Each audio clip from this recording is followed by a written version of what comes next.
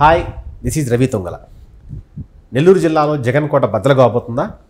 దాదాపు జగన్కి అనుకూలంగా ఉన్న అందరు ఎమ్మెల్యేలు దాదాపుగా దూరం కాబోతున్నారా అంటే పరిస్థితి అవుననిపిస్తుంది. మరి నెల్లూరు జిల్లాలో ఏం జరుగుతుంది, జగన్కి ఎందుకు ఈ పరిస్థితి వచ్చింది? ఇదే అంశంపై మనతో మాట్లాడేందుకు సీనియర్ జర్నలిస్ట్ దుర్గా కుమార్ గారు ఉన్నారు. ఆయన అడిగి మరిన్ని వివరాలు తీసుకున్నాం. సార్ నమస్కారం. సార్ నమస్తే రవి గారు, మన వీక్షకులు కూడా. సార్, నెల్లూరు జిల్లా అంటేనే వైసీపీకి కంచుకోట, రెడ్లకు కంచుకోట.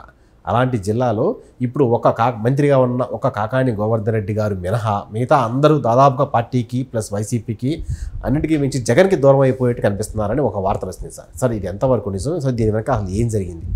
మీరు అన్నట్టు ఒకప్పుడు నెల్లూరు జిల్లా బ్రహ్మాండమైన కంచుకోటగా ఉందండి. కడప జిల్లాలో ఎంత స్ట్రాంగ్గా ఉందో సమానమైన బలమైన నెల్లూరులో కూడా ఉండింది.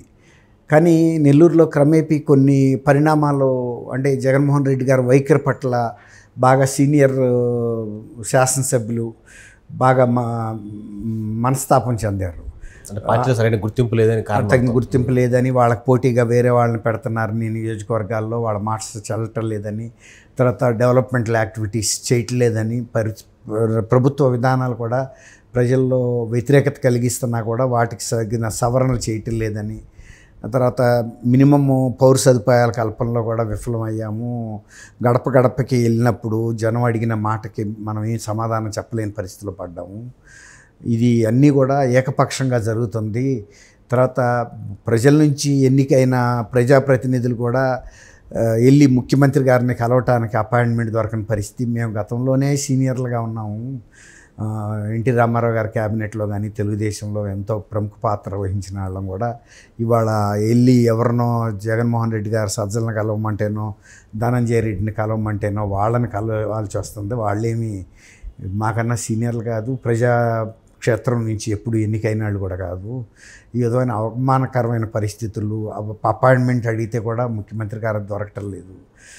ఈ పరిస్థితుల్లో ప్రజల మధ్యలోనూ పార్టీ మధ్యలో నలిగిపోవటం కంటే ఒక రకంగా బయటికి రావటం మంచిదనే భావన సీనియర్లలో బాగా వచ్చింది.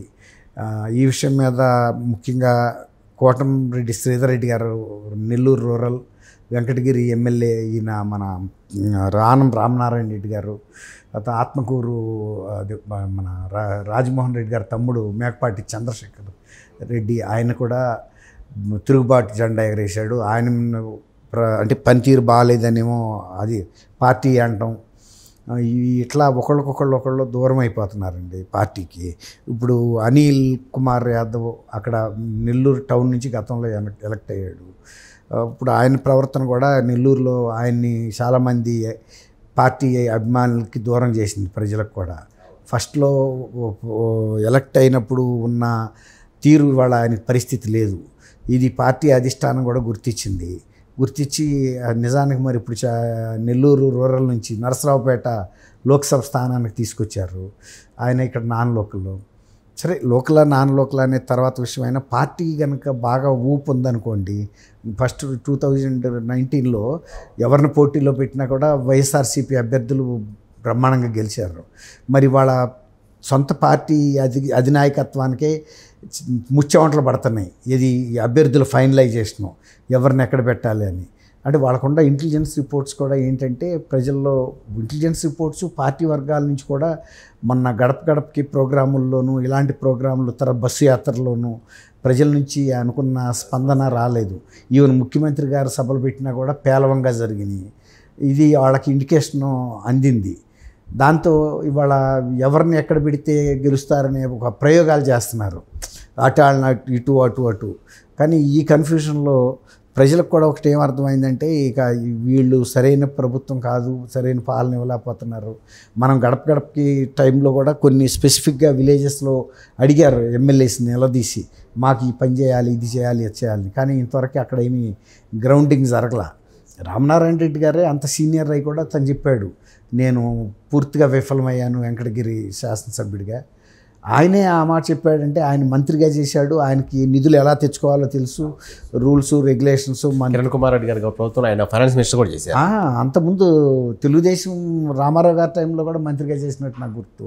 చంద్రబాబు గారి టైంలో చేశాడు. రోడ్స్ అండ్ బిల్డింగ్స్ లాంటి పెద్ద శాఖలు చేశాడు ఆయన. మరి అలాంటి వ్యక్తి కోటమిరెడ్డి శ్రీధర్ రెడ్డి గారు మినిస్టర్గా చేసిన ఇది లేదు కానీ బట్ వెరీ సీనియర్, డైనమిక్. ఏదన్నా సమస్య పట్టుకున్నాడంటే ప్రజలకి కూడా ఒక నమ్మకం ఏంటంటే కోటమిరెడ్డి శ్రీధర్ రెడ్డి గారు కనుక ఏదన్నా పని చేయాలి అనుకున్నాడంటే మాత్రం చేసి తీరుతాడు. అదే ఆయనకి మంచి బలం ప్రజల్లో. తర్వాత ఏ పార్టీనైనా కూడా తనకి పని జరగకపోతే లేకపోతే ప్రభుత్వం తప్పుదోవలో వెళ్తున్నప్పుడు ఎదురు చెప్పగలిగిన దమ్మున్న వ్యక్తి. అదే మిగిలిన వాళ్ళు ముఖ్యమంత్రికి ఎదురు చెబితే ఏమవుతుందని భయపడతారు. అట్లాంటిది శ్రీధర్ రెడ్డి గారికి అదేమీ ఆ జంకు లేదు. అట్లాగే మేకపాటి చంద్రశేఖర్ రెడ్డి గారి విషయంలో అట్లాగే జరుగుతుంది. మిగిలిన వాళ్ళు కూడా పైకి ఇంకా ఎన్నికలు దగ్గరికి రాలేదు కాబట్టి గుంభరంగా ఉన్నారు, కానీ తర్వాత మళ్ళీ వాళ్ళు కూడా గూడు మారే అవకాశం ఉందని చెప్తున్నారండి. తర్వాత ఎవరైతే సీట్లు రావో కొంతమంది ఈవెన్ ఇండిపెండెంట్గా పోటీ చేయడానికి కూడా సన్నాహాలు చేసుకుంటున్నారని చెబుతున్నారు. ఇప్పుడు మన రాజకీయ జీవితాన్ని మొన్న ఒక వార్త కూడా వచ్చింది సార్, రాజ్యసభ ఎంపీగా ఉన్న వేమిరెడ్డి ప్రభాకర్ రెడ్డి గారు ఆయన కూడా వెళ్ళిపోతారు. ఆయన కూడా పెద్దగా సరిగా ప్రాధాన్యత దక్కట్లే. చెప్పిన మాట అంటే ఆయన చెప్పిన వారికి సీట్లు ఇవ్వలేదు. ఆయన పార్టీ జిల్లా అధ్యక్షుడిగా కాకుండా ఆయన అసలు పార్టీ ఆది నుంచి కూడా ఫైనాన్స్ కూడా చేసిన మనిషిగా ఆయనకు మంచి పేరుంది. జగన్మోహన్ రెడ్డి గారికి కూడా ఆయనంటే గౌరవం ఉంది. కానీ ఇవాళ ఆయన మాట కూడా చెల్లని పరిస్థితి వచ్చిందని ఆయనే ఫీల్ అవుతున్నాడని కూడా నేను కూడా విన్నా అండి. ఇది ఆయన అసలు పోటీ చేయడానికి కూడా ఇప్పుడు సుముఖత లేడంటున్నారు. నెల్లూరు నుంచి అడుగుతున్నట్టున్నారు లోక్సభకు పోటీ చేయాలి. ఆయన పెద్ద ఇంట్రెస్ట్ చూపించట్లేదు అంటున్నారు. ఎందుకంటే ఆయన ఒక మంచి విద్యావేత్త అండి. ఆయన మనం పోటీ అంటూ చేస్తే గెలవాలి. ఇప్పుడు ప్రజా వ్యతిరేకత కనపడుతుంది పార్టీ మీద. మనం చెప్పిన ఈయనే పరిస్థితి పార్టీలో కనపట్టలేదు. తర్వాత ఇంకోటి ఏంటంటే ఆయన లోక్సభకు కనుక పోటీ చేస్తే ఇంకొక 6 నియోజకవర్గాల అసెంబ్లీ ఫండింగ్ చేసుకోవాలి. లేకపోతే కనుక దెబ్బతింటుంది. ఈ పరిస్థితుల్లో తను ఆల్రెడీ ఫండింగ్ ఇచ్చిన మనిషే, కానీ ఓడిపోవటం కూడా మళ్ళీ అప్రదిష్ట వస్తుంది. తను కొంచెం పాతకాలపు విలువలు ఉన్న మనిషి అండి. ఇవన్నీ కూడా పార్టీకి వ్యతిరేకంగా పని జరుగుతుంది అనేది అనిపిస్తుంది. మరి నెల్లూరు జిల్లా ఒకప్పుడు కంచుకోవటానికి మీరు అన్నట్టు ఖచ్చితంగా కంచుకోవటే, అది అందులో తిరుగులేదు. తర్వాత నాయకులు కూడా వాళ్ళు చేయగలిగినంత చేశారు. చేసినప్పటికీ కూడా మరి సరైన నిధులు ఇవ్వకపోతే ఒకటండి, నెల్లూరులో రాజకీయ చైతన్యం ఎక్కువ అండి. వాళ్ళు డెవలప్మెంట్ గురించి చాలా స్పెసిఫిక్గా ఉంటారు. ఇతర జిల్లాల కన్నా మాయ మాటలు చెప్పి ఇదిగో చేస్తాం అదిగో చేస్తామంటే పట్టించుకోరు. కానీ బట్ నెల్లూరు జిల్లాలో డెవలప్మెంట్ అనేది ఒక బెంచ్ మార్క్ లాగా చూపించాలండి. గతంలో ఎమ్మెల్యే చేసిన ఇవి నేను ఇదిగో చేశాను అని మొన్న గడప గడపకి వెళ్ళినప్పుడు కూడా బాగా వ్యతిరేకత ప్రజల నుంచి రావటానికి కారణమే రామనారాయణ రెడ్డి గారికి అంత మనస్తాపం కలగటానికి కూడా ఒక కారణంగా చెబుతున్నారు. ఎప్పుడైనా రామనారాయణ రెడ్డి గారు ఏదన్నా అనుకుంటే చేసి ప్రజలతో మనల్ని పొందుతానికి ప్రయత్నిస్తాడు, కానీ ఈ రకంగా వాళ్ళు మనని నిలబెట్టి ఇది గుండీలు పట్టుకుని నిలబెట్టి చొక్కా పట్టుకుని నిలబెట్టే పరిస్థితి రాకూడదండి.